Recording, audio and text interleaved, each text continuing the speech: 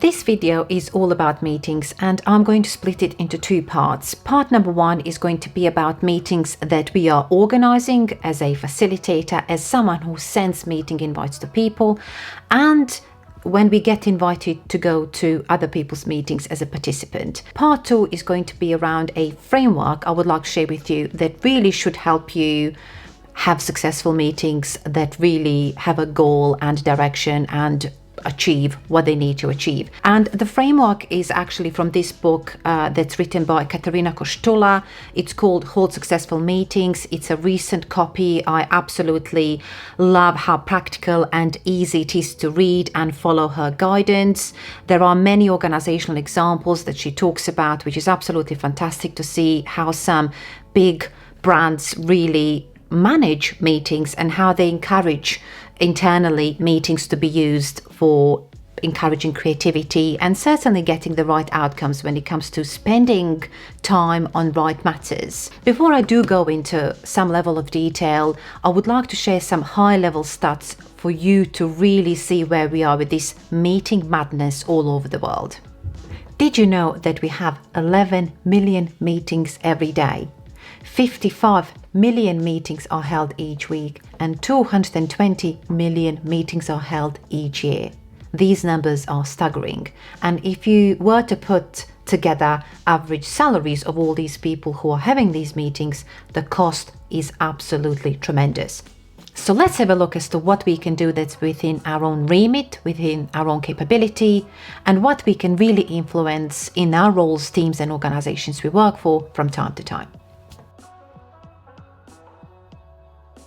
If you find yourself being invited to meetings where other people invite you to come along, I do suggest that you follow next steps.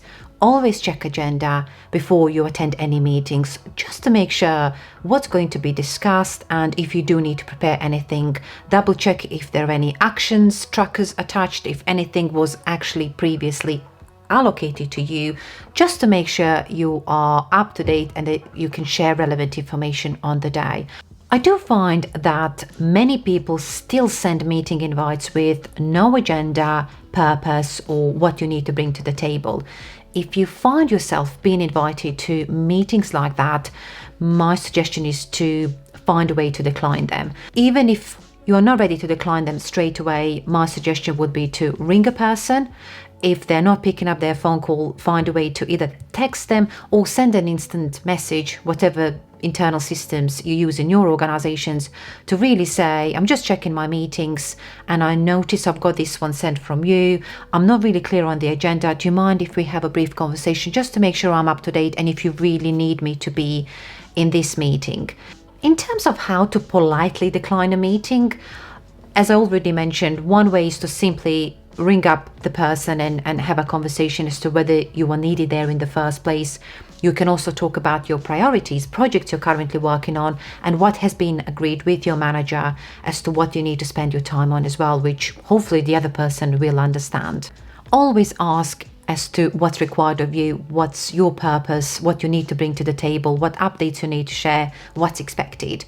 I think this is really important because if you just randomly go to meetings, you may not really be always up to date, especially if you're a little bit confused, especially if you're not asking enough questions.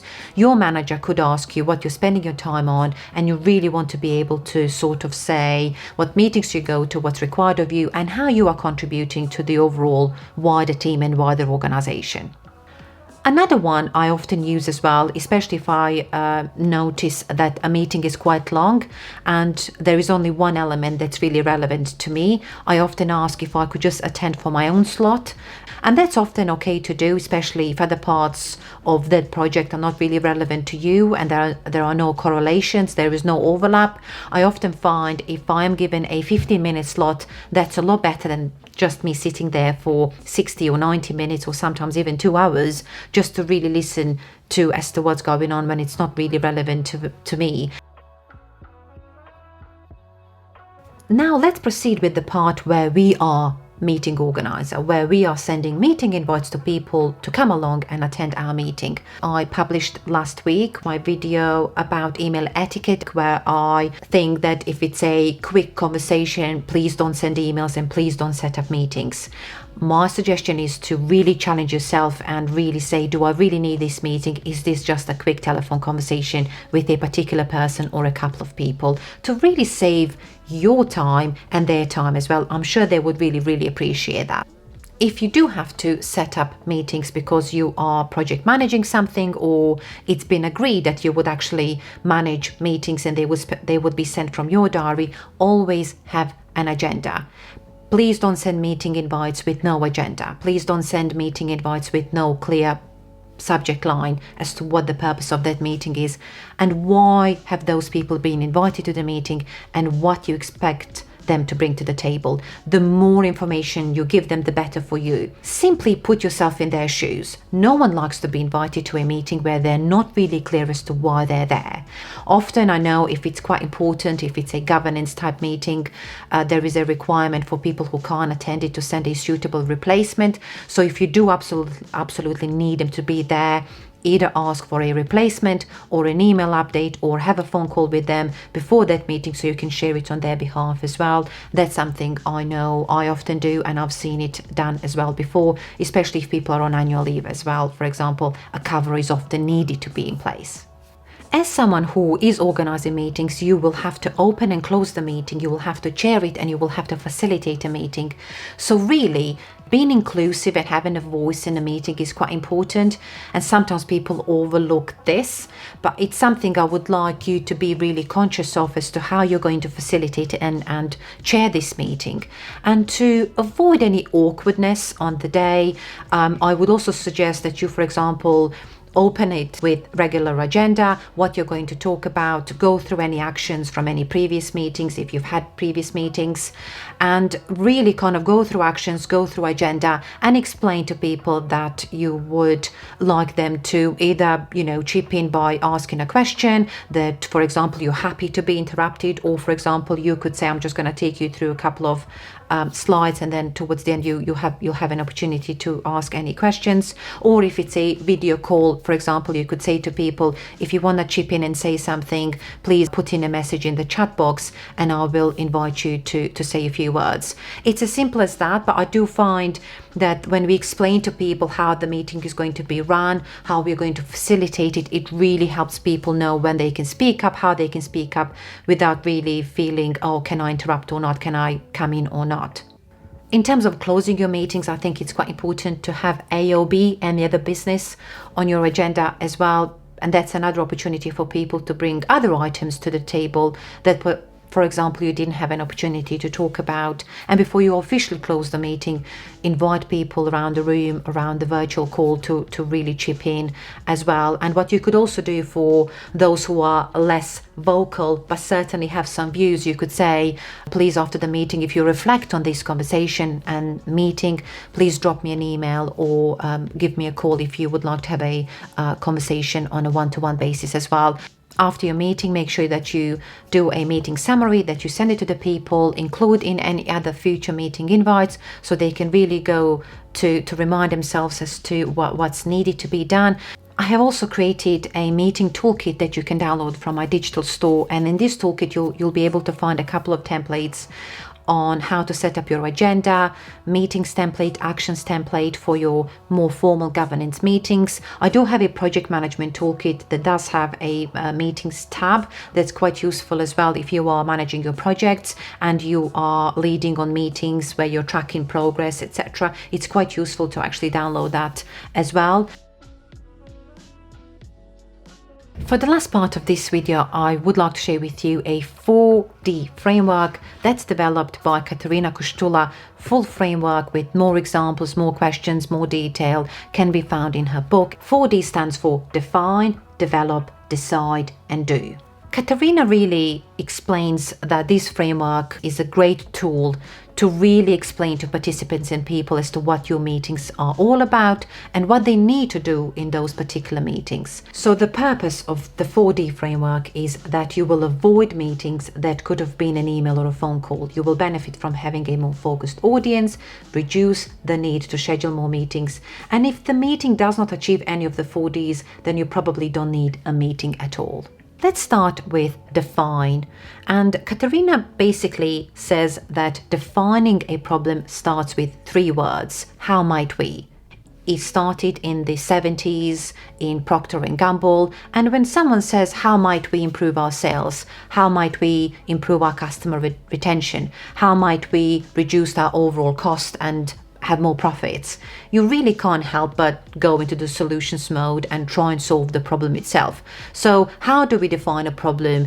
It's quite important, because if there is no problem, there is no need for a meeting in the first place as well. Part 2 of this framework is about developing. So developing ideas to solve our problem. I have been to so many meetings where people were coming up with ideas, and some members of those meetings will say, yes, but we tried that and then it didn't work. It's really interesting because on a psychological level, that's where it stops. That's where creativity stops. And Katerina really championed us changing the way we speak about this. And rather than saying yes, but, that we should say yes, and, because yes, and really helps us continue with our narrative and what we were trying to get to, as opposed to being challenged by the people that simply say yes, but that didn't work. And I just find sometimes in those meetings can be a little bit awkward, where we as individuals can find ourselves feeling discouraged rather than inspired to continue with shaping up and developing our ideas.